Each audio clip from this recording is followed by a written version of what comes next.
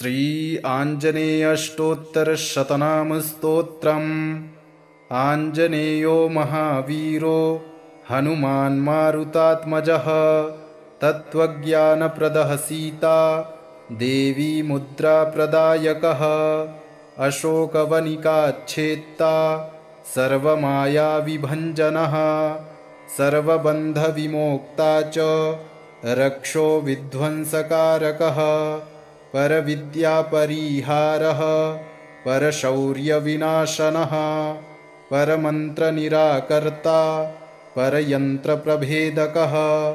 सर्वग्रहविनाशी च भीमसेनसहायकृत्। सर्वदुःखहरः सर्वलोकचारी मनोजवः। पारिजातद्रुमूलस्थः सर्वमन्त्रस्वरूपवान्। सर्वतन्त्रस्वरूपी च सर्वयन्त्रात्मकस्तथा। कपीश्वरो महाकायः सर्वरोगहरः प्रभुः। बलसिद्धिकरः सर्वविद्यासम्पत्प्रदायकः। कपिसेनानायकश्च भविष्यच्चतुराननः। कुमारब्रह्मचारी च रत्नकुण्डलदीप्तिमान्। सञ्चलद्वालसन्नद्ध लम्बमानशिखोज्ज्वलः। गन्धर्वविद्यातत्त्वज्ञो महाबलपराक्रमः। कारागृहविमोक्ता च शृङ्खलाबन्धमोचकः। सागरोत्तारकः प्राज्ञो रामदूतः प्रतापवान्। वानरः केसरीसुतः सीताशोकनिवारकः। अञ्जनागर्भसम्भूतो बालार्कसदृशाननः। विभीषणप्रियकरो दशग्रीवकुलान्तकः। लक्ष्मणप्राणदाता च वज्रकायो महाद्युतिः। चिरञ्जीवी रामभक्तो दैत्यकार्यविघातकः। अक्षहन्ता काञ्चनाभः पञ्चवक्त्रो महातपः। लङ्किनीभञ्जनः श्रीमान् सिंहिकाप्राणभञ्जनः। गन्धमादनशैलस्थो लङ्कापुरविदाहकः। सुग्रीवसचिवो धीरः शूरो दैत्यकुलान्तकः। सुरार्चितो महातेजा रामचूडामणिप्रदः। कामरूपी पिङ्गलाक्षो वार्धिमैनाकपूजितः। कबलीकृतमार्तण्ड मण्डलो विजितेन्द्रियः। रामसुग्रीवसन्धाता महिरावणमर्दनः। स्फटिकाभो वागधीशो नवव्याकृतिपण्डितः। चतुर्बाहुर्दीनबन्धुर्महात्मा भक्तवत्सलः। सञ्जीवननगाहर्ता शुचिर्वाग्मी दृढव्रतः। कालनेमिप्रमथनो हरिमर्कटमर्कटः। दान्तः शान्तः प्रसन्नात्मा शतकण्ठमदापहृत्। योगी रामकथालोलः सीतान्वेषणपण्डितः। वज्रदंष्ट्रो वज्रनखो रुद्रवीर्यसमुद्भवः। इन्द्रजित्प्रहितामोघ ब्रह्मास्त्रविनिवारकः। पार्थध्वजाग्रसंवासी शरपञ्जरभेदकः। दशबाहुर्लोकपूज्यो जाम्बवत्प्रीतिवर्धनः। सीतासमेत श्रीराम पादसेवाधुरन्धरः। इत्येवं श्रीहनुमतो नाम्नामष्टोत्तरं शतम्। यः पठेत् शृणुयान्नित्यं सर्वान् कामानवाप्नुयात्। आञ्जनेयो महावीरो हनुमान् मारुतात्मजः। तत्त्वज्ञानप्रदः सीता देवी मुद्राप्रदायकः। अशोकवनिकाच्छेत्ता सर्वमायाविभञ्जनः। सर्वबन्धविमोक्ता च रक्षो विध्वंसकारकः। परविद्यापरिहारः परशौर्यविनाशनः। परमन्त्रनिराकर्ता परयन्त्रप्रभेदकः। सर्वग्रहविनाशी च भीमसेनसहायकृत्। सर्वदुःखहरः सर्वलोकचारी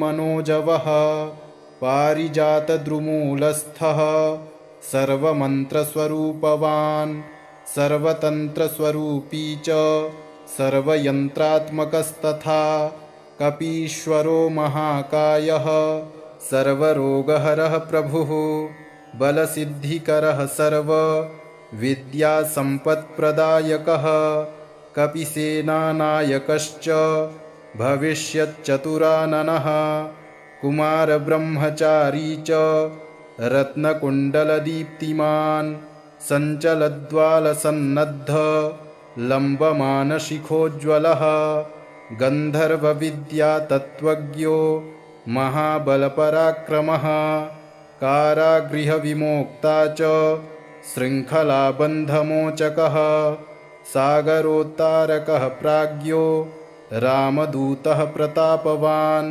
वानरः केसरीसुतः सीताशोकनिवारकः अञ्जनागर्भसम्भूतो बालार्कसदृशाननः विभीषणप्रियकरो दशग्रीवकुलान्तकः लक्ष्मणप्राणदाता च वज्रकायो महाद्युतिः चिरञ्जीवी रामभक्तो दैत्यकार्यविघातकः अक्षहन्ता काञ्चनाभः पञ्चवक्त्रो महातपः लङ्किनीभञ्जनः श्रीमान् सिंहिकाप्राणभञ्जनः गन्धमादनशैलस्थो लङ्कापुरविदाहकः सुग्रीवसचिवो धीरः शूरो दैत्यकुलान्तकः सुरार्चितो महातेजा रामचूडामणिप्रदः कामरूपी पिङ्गलाक्षो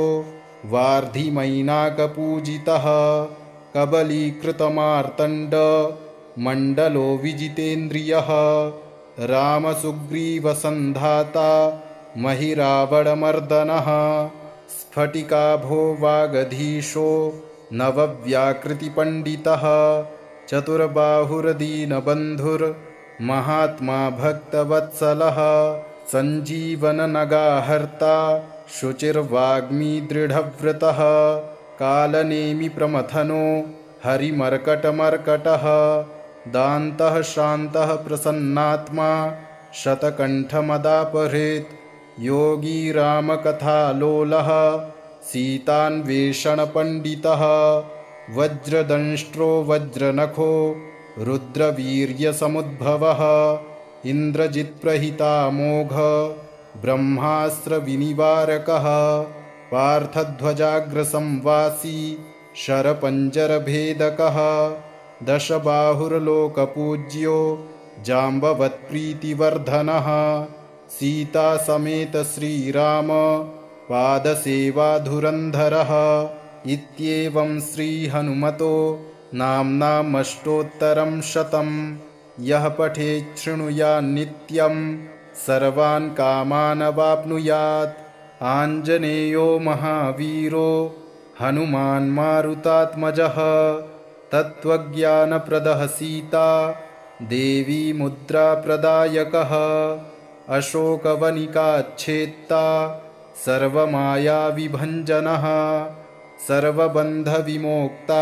च रक्षो विध्वंसकारकः परविद्यापरिहारः परशौर्यविनाशनः परमन्त्रनिराकर्ता परयन्त्रप्रभेदकः सर्वग्रहविनाशी च भीमसेनसहायकृत्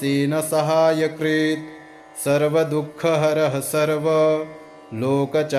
मनोजवः पारिजातद्रुमूलस्थः सर्वमन्त्रस्वरूपवान् सर्वतन्त्रस्वरूपी च सर्वयन्त्रात्मकस्तथा कपीश्वरो महाकायः सर्वरोगहरः प्रभुः बलसिद्धिकरः सर्वविद्यासम्पत्प्रदायकः कपिसेनानायकश्च भविष्यच्चतुराननः कुमारब्रह्मचारी च रत्नकुण्डलदीप्तिमान् सञ्चलद्वालसन्नद्ध लम्बमानशिखोज्ज्वलः गन्धर्वविद्यातत्त्वज्ञो महाबलपराक्रमः कारागृहविमोक्ता च शृङ्खलाबन्धमोचकः सागरोत्तारकः प्राज्ञो रामदूतः प्रतापवान्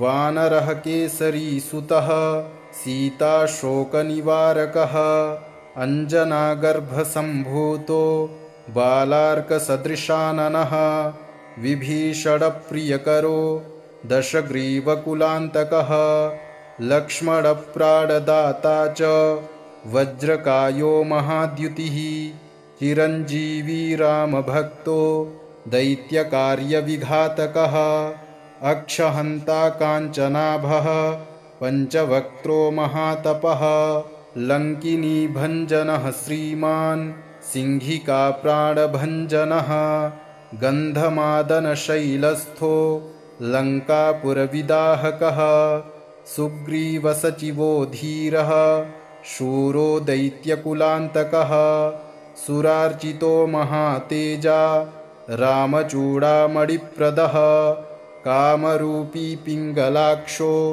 वार्धिमैनाकपूजितः कबलीकृतमार्तण्ड मण्डलो विजितेन्द्रियः रामसुग्रीवसन्धाता महिरावणमर्दनः स्फटिकाभो वागधीशो नवव्याकृतिपण्डितः चतुर्बाहुर्दीनबन्धुर्महात्मा भक्तवत्सलः सञ्जीवननगाहर्ता शुचिर्वाग्मी दृढव्रतः कालनेमिप्रमथनो हरिमर्कटमर्कटः दान्तः शान्तः प्रसन्नात्मा शतकण्ठमदापहृत् योगी रामकथालोलः सीतान्वेषणपण्डितः वज्रदंष्ट्रो वज्रनखो रुद्रवीर्यसमुद्भवः इन्द्रजित्प्रहितामोघ ब्रह्मास्त्रविनिवारकः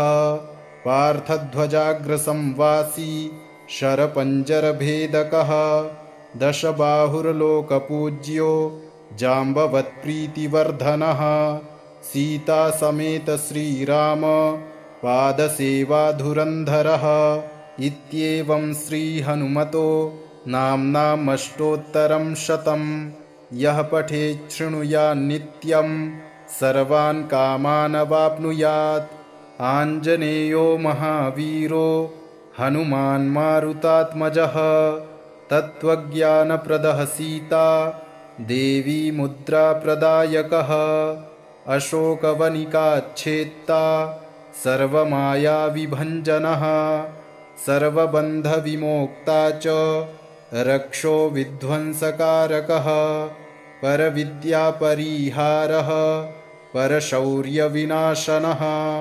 परमन्त्रनिराकर्ता परयन्त्रप्रभेदकः सर्वग्रहविनाशी च भीमसेनसहायकृत् सर्वदुःखहरः सर्वलोकचारी मनोजवः पारिजातद्रुमूलस्थः सर्वमन्त्रस्वरूपवान् सर्वतन्त्रस्वरूपी च सर्वयन्त्रात्मकस्तथा कपीश्वरो महाकायः सर्वरोगहरः प्रभुः बलसिद्धिकरः सर्वविद्यासम्पत्प्रदायकः कपिसेनानायकश्च भविष्यच्चतुराननः कुमारब्रह्मचारी च रत्नकुण्डलदीप्तिमान् सञ्चलद्वालसन्नद्ध लम्बमानशिखोज्ज्वलः गन्धर्वविद्यातत्त्वज्ञो महाबलपराक्रमः कारागृहविमोक्ता च शृङ्खलाबन्धमोचकः सागरोत्तारकः प्राज्ञो रामदूतः प्रतापवान् वानरः केसरीसुतः सीताशोकनिवारकः अञ्जनागर्भसम्भूतो बालार्कसदृशाननः विभीषणप्रियकरो दशग्रीवकुलान्तकः लक्ष्मणप्राणदाता च वज्रकायो महाद्युतिः चिरञ्जीवी रामभक्तो दैत्यकार्यविघातकः अक्षहन्ता काञ्चनाभः पञ्चवक्त्रो महातपः लङ्किनी भञ्जनः श्रीमान् सिंहिका प्राणभञ्जनः गन्धमादनशैलस्थो लङ्कापुरविदाहकः सुग्रीवसचिवो धीरः शूरो दैत्यकुलान्तकः सुरार्चितो महातेजा रामचूडामणिप्रदः कामरूपी पिङ्गलाक्षो वार्धिमैनाकपूजितः कबलीकृतमार्तण्ड मण्डलो विजितेन्द्रियः रामसुग्रीवसन्धाता महिरावणमर्दनः स्फटिकाभो वागधीशो नवव्याकृतिपण्डितः चतुर्बाहुर्दीनबन्धुर्महात्मा भक्तवत्सलः सञ्जीवननगाहर्ता शुचिर्वाग्मी दृढव्रतः कालनेमि प्रमथनो हरिमर्कटमर्कटः दान्तः शान्तः प्रसन्नात्मा शतकण्ठमदापहृत् योगी रामकथालोलः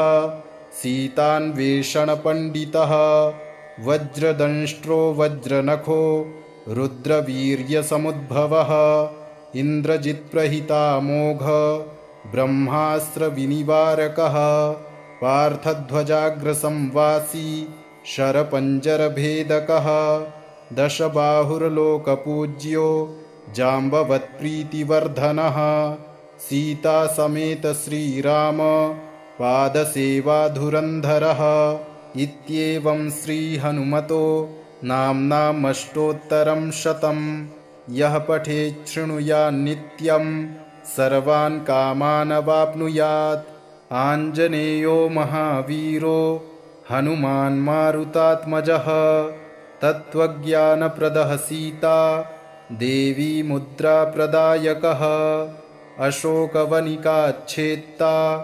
सर्वमायाविभञ्जनः सर्वबन्धविमोक्ता च रक्षो विध्वंसकारकः परविद्यापरिहारः परशौर्यविनाशनः परमन्त्रनिराकर्ता परयन्त्रप्रभेदकः सर्वग्रहविनाशी च भीमसेनसहायकृत्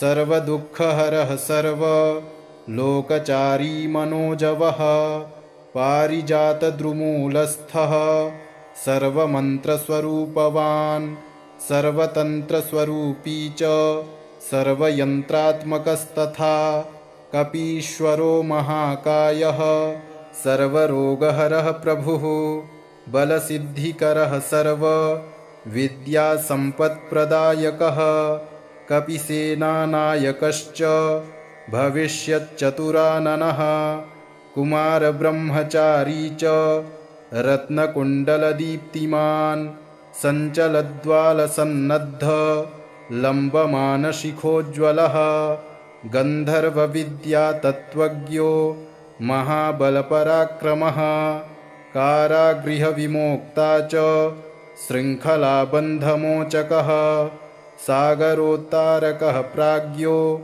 रामदूतः प्रतापवान् वानरः केसरीसुतः सीताशोकनिवारकः अञ्जनागर्भसम्भूतो बालार्कसदृशाननः विभीषणप्रियकरो दशग्रीवकुलान्तकः लक्ष्मणप्राणदाता च वज्रकायो महाद्युतिः चिरञ्जीवी रामभक्तो दैत्यकार्यविघातकः अक्षहन्ता काञ्चनाभः पञ्चवक्त्रो महातपः लङ्किनी भञ्जनः श्रीमान् सिंहिका प्राणभञ्जनः गन्धमादनशैलस्थो लङ्कापुरविदाहकः सुग्रीवसचिवो धीरः शूरो दैत्यकुलान्तकः सुरार्चितो महातेजा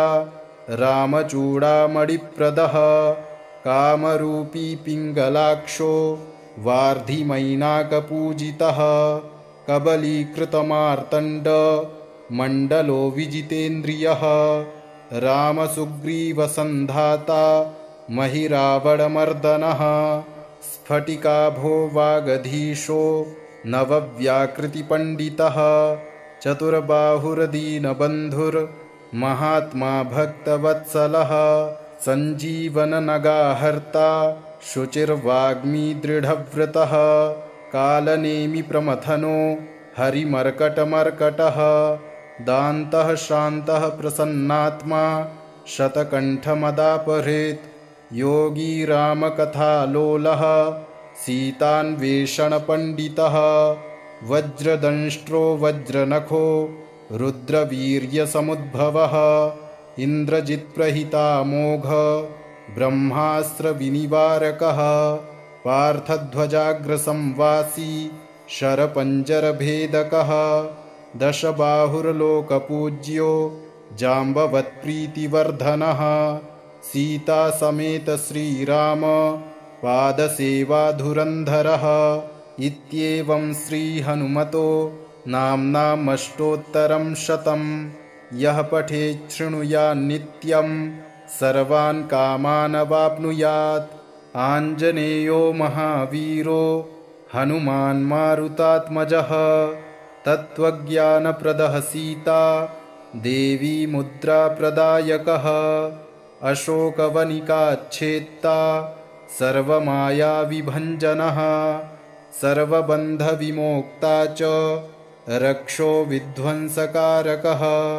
परविद्यापरिहारः परशौर्यविनाशनः परमन्त्रनिराकर्ता परयन्त्रप्रभेदकः सर्वग्रहविनाशी च भीमसेनसहायकृत्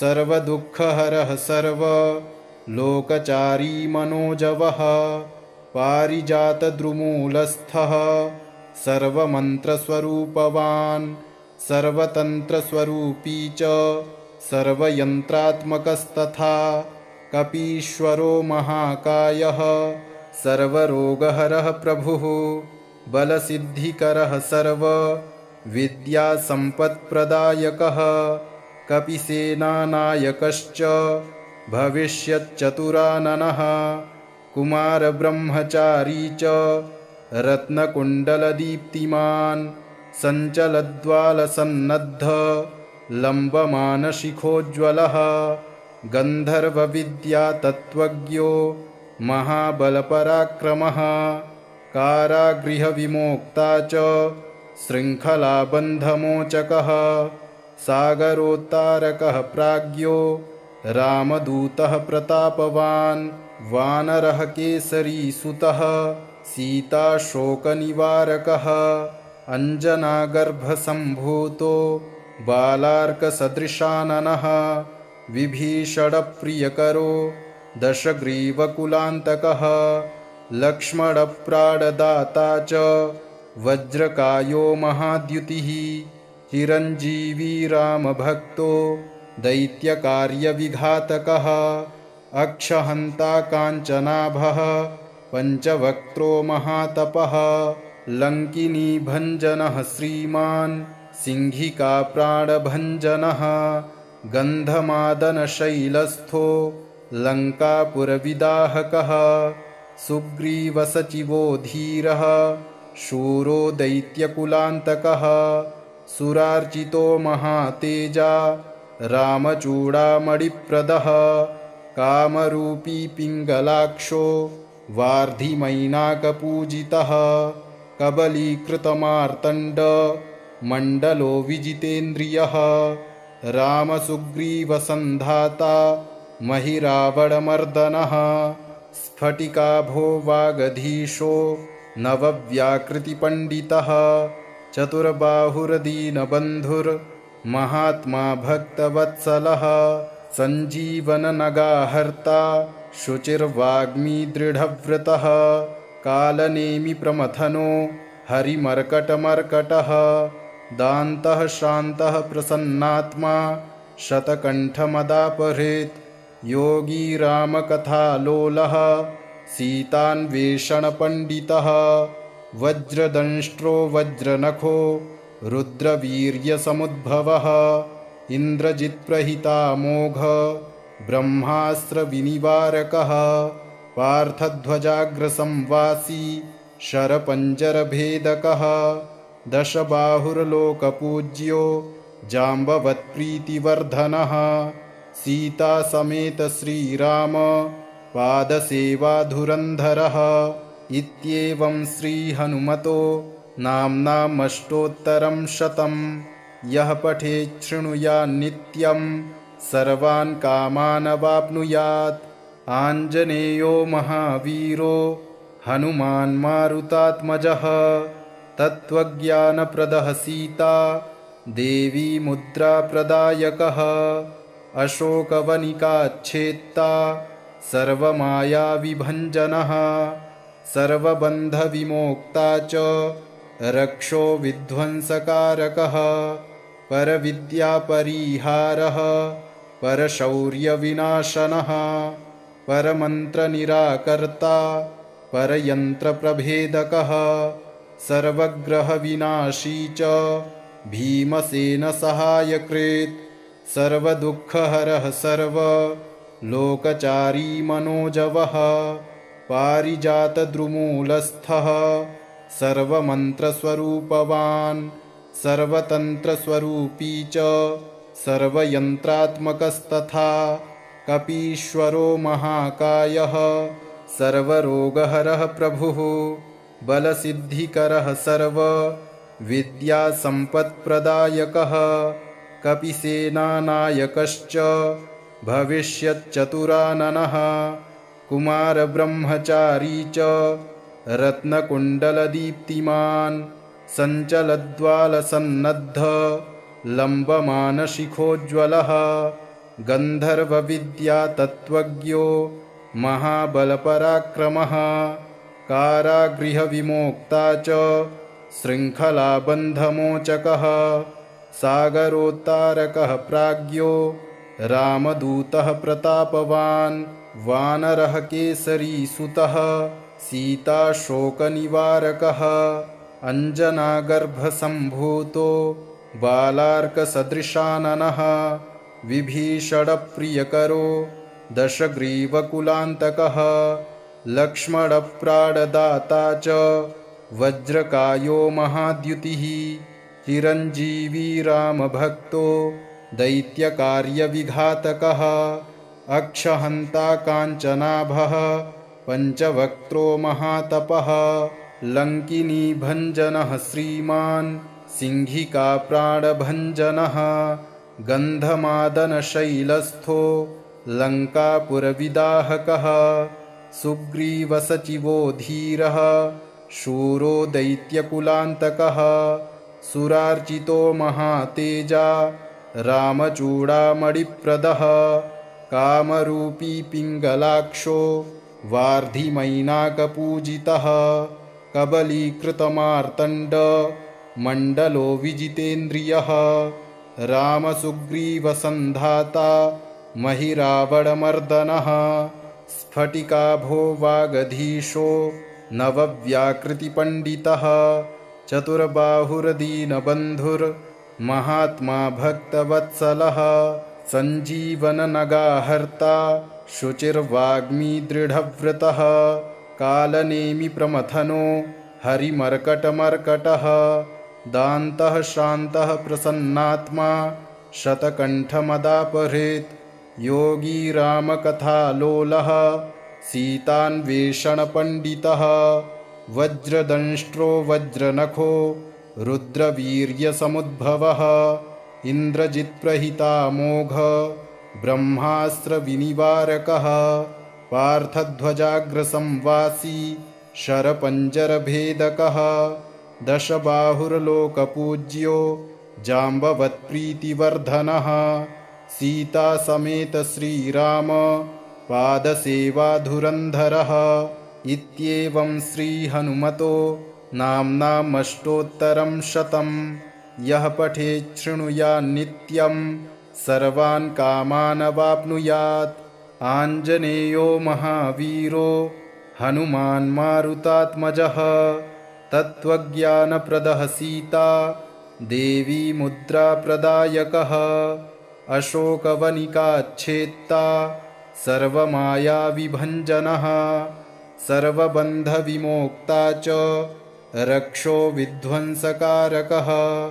परविद्यापरिहारः परशौर्यविनाशनः परमन्त्रनिराकर्ता परयन्त्रप्रभेदकः सर्वग्रहविनाशी च भीमसेनसहायकृत् सर्वदुःखहरः सर्वलोकचारी मनोजवः पारिजातद्रुमूलस्थः सर्वमन्त्रस्वरूपवान् सर्वतन्त्रस्वरूपी च सर्वयन्त्रात्मकस्तथा कपीश्वरो महाकायः सर्वरोगहरः प्रभुः बलसिद्धिकरः सर्वविद्यासम्पत्प्रदायकः कपिसेनानायकश्च भविष्यच्चतुराननः कुमारब्रह्मचारी च रत्नकुण्डलदीप्तिमान् सञ्चलद्वालसन्नद्ध लम्बमानशिखोज्ज्वलः गन्धर्वविद्यातत्त्वज्ञो महाबलपराक्रमः कारागृहविमोक्ता च शृङ्खलाबन्धमोचकः सागरोत्तारकः प्राज्ञो रामदूतः प्रतापवान् वानरः केसरीसुतः सीताशोकनिवारकः अञ्जनागर्भसम्भूतो बालार्कसदृशाननः विभीषणप्रियकरो दशग्रीवकुलान्तकः लक्ष्मणप्राणदाता च वज्रकायो महाद्युतिः चिरञ्जीवी रामभक्तो दैत्यकार्यविघातकः अक्षहन्ता काञ्चनाभः पञ्चवक्त्रो महातपः लङ्किनीभञ्जनः श्रीमान् सिंहिकाप्राणभञ्जनः गन्धमादनशैलस्थो लङ्कापुरविदाहकः सुग्रीवसचिवो धीरः शूरो दैत्यकुलान्तकः सुरार्चितो महातेजा रामचूडामणिप्रदः कामरूपी पिङ्गलाक्षो वार्धिमैनाकपूजितः कबलीकृतमार्तण्ड मण्डलो विजितेन्द्रियः रामसुग्रीवसन्धाता महिरावणमर्दनः स्फटिकाभो वागधीशो नवव्याकृतिपण्डितः चतुर्बाहुर्दीनबन्धुर्महात्मा भक्तवत्सलः सञ्जीवननगाहर्ता शुचिर्वाग्मी दृढव्रतः कालनेमिप्रमथनो हरिमर्कटमर्कटः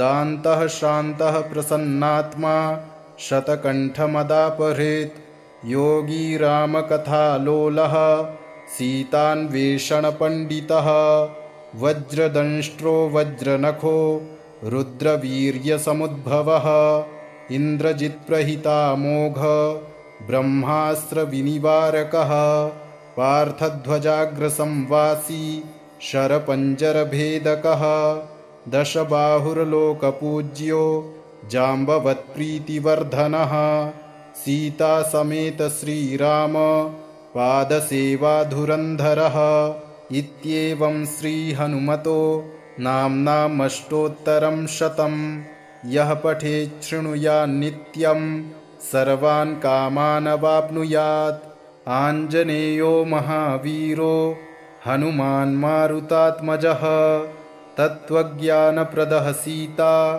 देवी मुद्राप्रदायकः अशोकवनिकाच्छेत्ता सर्वमायाविभञ्जनः सर्वबन्धविमोक्ता च रक्षो विध्वंसकारकः परविद्यापरिहारः परशौर्यविनाशनः परमन्त्रनिराकर्ता परयन्त्रप्रभेदकः सर्वग्रहविनाशी च भीमसेनसहायकृत्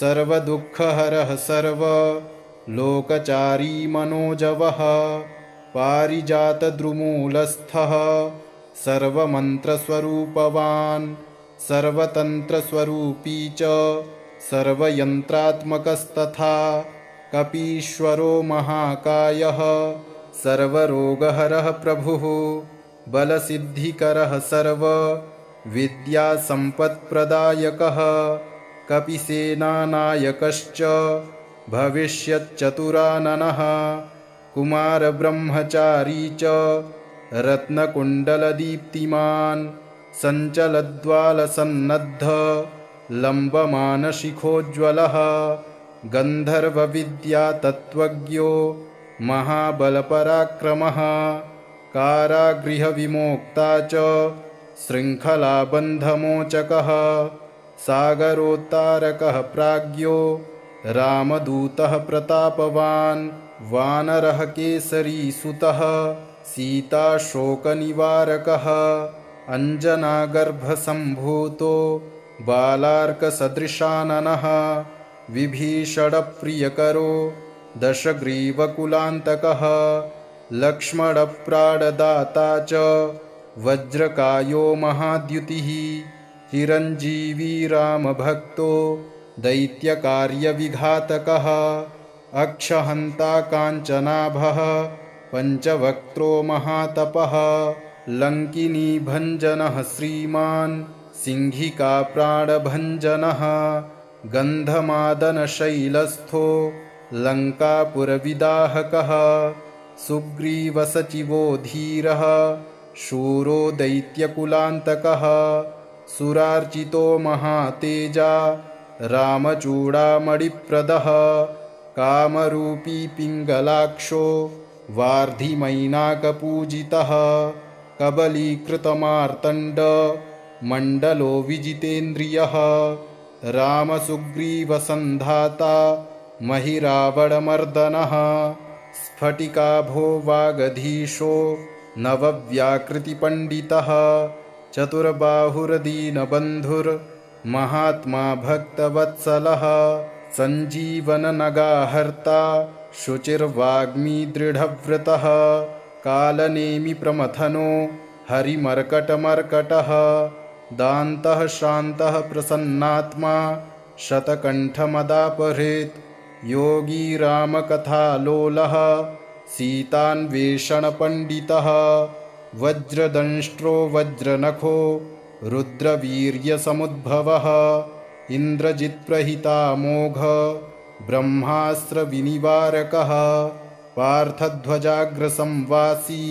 शरपञ्जरभेदकः दशबाहुर्लोकपूज्यो जाम्बवत्प्रीतिवर्धनः सीतासमेत श्रीराम पादसेवाधुरन्धरः इत्येवं श्रीहनुमतो नाम्नामष्टोत्तरं शतं यः पठेत् शृणुयान्नित्यं सर्वान् कामानवाप्नुयात् आञ्जनेयो महावीरो हनुमान् मारुतात्मजः तत्त्वज्ञानप्रदः सीता देवी मुद्राप्रदायकः अशोकवनिकाच्छेत्ता सर्वमायाविभञ्जनः सर्वबन्धविमोक्ता च रक्षो विध्वंसकारकः परविद्यापरिहारः परशौर्यविनाशनः परमन्त्रनिराकर्ता परयन्त्रप्रभेदकः सर्वग्रहविनाशी च भीमसेनसहायकृत् सर्वदुःखहरः सर्वलोकचारी मनोजवः पारिजातद्रुमूलस्थः सर्वमन्त्रस्वरूपवान् सर्वतन्त्रस्वरूपी च सर्वयन्त्रात्मकस्तथा कपीश्वरो महाकायः सर्वरोगहरः प्रभुः बलसिद्धिकरः सर्वविद्यासम्पत्प्रदायकः कपिसेनानायकश्च भविष्यच्चतुराननः कुमारब्रह्मचारी च रत्नकुण्डलदीप्तिमान् सञ्चलद्वालसन्नद्ध लम्बमानशिखोज्ज्वलः गन्धर्वविद्यातत्त्वज्ञो महाबलपराक्रमः कारागृहविमोक्ता च शृङ्खलाबन्धमोचकः सागरोत्तारकः प्राज्ञो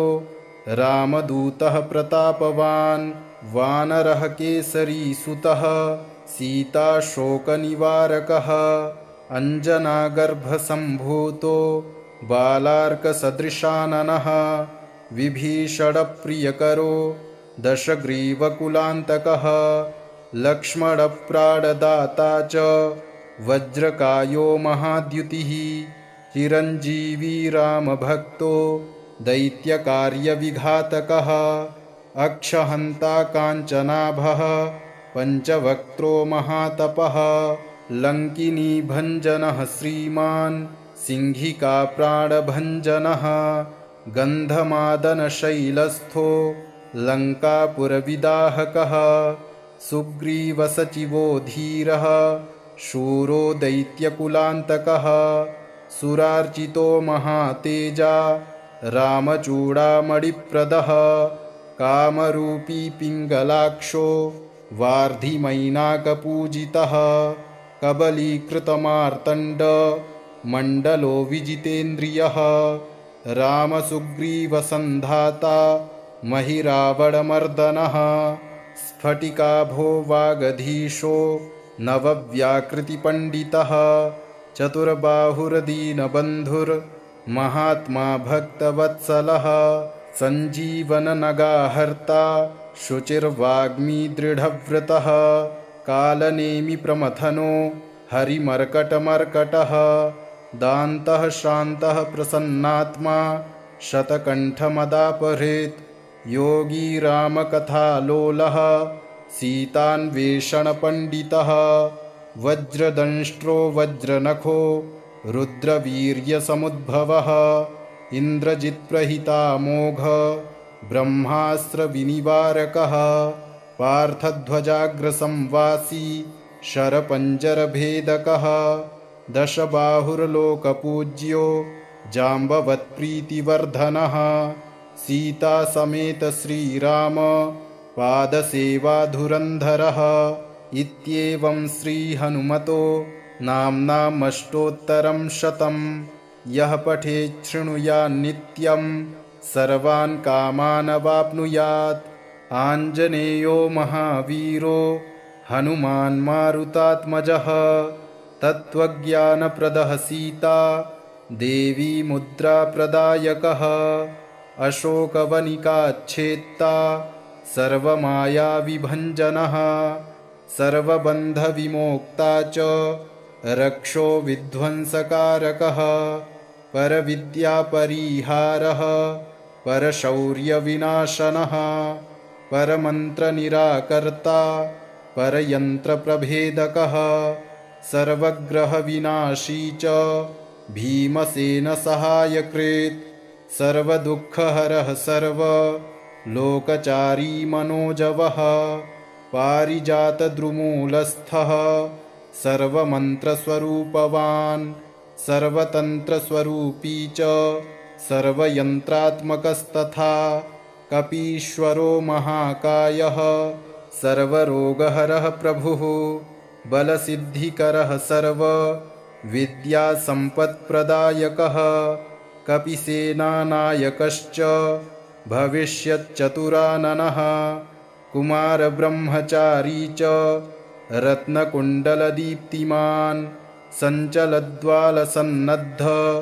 लम्बमानशिखोज्ज्वलः गन्धर्वविद्यातत्त्वज्ञो महाबलपराक्रमः कारागृहविमोक्ता च शृङ्खलाबन्धमोचकः सागरोत्तारकः प्राज्ञो रामदूतः प्रतापवान् वानरः केसरी सुतः सीताशोकनिवारकः अञ्जनागर्भसम्भूतो बालार्कसदृशाननः विभीषणप्रियकरो दशग्रीवकुलान्तकः लक्ष्मणप्राणदाता च वज्रकायो महाद्युतिः चिरञ्जीवी रामभक्तो दैत्यकार्यविघातकः अक्षहन्ता काञ्चनाभः पञ्चवक्त्रो महातपः लङ्किनीभञ्जनः श्रीमान् सिंहिकाप्राणभञ्जनः गन्धमादनशैलस्थो लङ्कापुरविदाहकः सुग्रीवसचिवो धीरः शूरो दैत्यकुलान्तकः सुरार्चितो महातेजा रामचूडामणिप्रदः कामरूपी पिङ्गलाक्षो वार्धिमैनाकपूजितः कबलीकृतमार्तण्ड मण्डलो विजितेन्द्रियः रामसुग्रीवसन्धाता महिरावणमर्दनः स्फटिकाभो वागधीशो नवव्याकृतिपण्डितः चतुर्बाहुर्दीनबन्धुर्महात्मा भक्तवत्सलः सञ्जीवननगाहर्ता शुचिर्वाग्मी दृढव्रतः कालनेमिप्रमथनो हरिमर्कटमर्कटः दान्तः शान्तः प्रसन्नात्मा शतकण्ठमदापहृत् योगी रामकथालोलः सीतान्वेषणपण्डितः वज्रदंष्ट्रो वज्रनखो रुद्रवीर्यसमुद्भवः इन्द्रजित्प्रहितामोघ ब्रह्मास्त्रविनिवारकः पार्थध्वजाग्रसंवासी शरपञ्जरभेदकः दशबाहुर्लोकपूज्यो जाम्बवत्प्रीतिवर्धनः सीतासमेत श्रीराम पादसेवाधुरन्धरः इत्येवं श्रीहनुमतो नाम्नामष्टोत्तरं शतं यः पठेत् शृणुयान्नित्यं सर्वान् कामानवाप्नुयात् इति श्रीमदाञ्जनेय अष्टोत्तरशतनामस्तोत्रम् सम्पूर्णम्।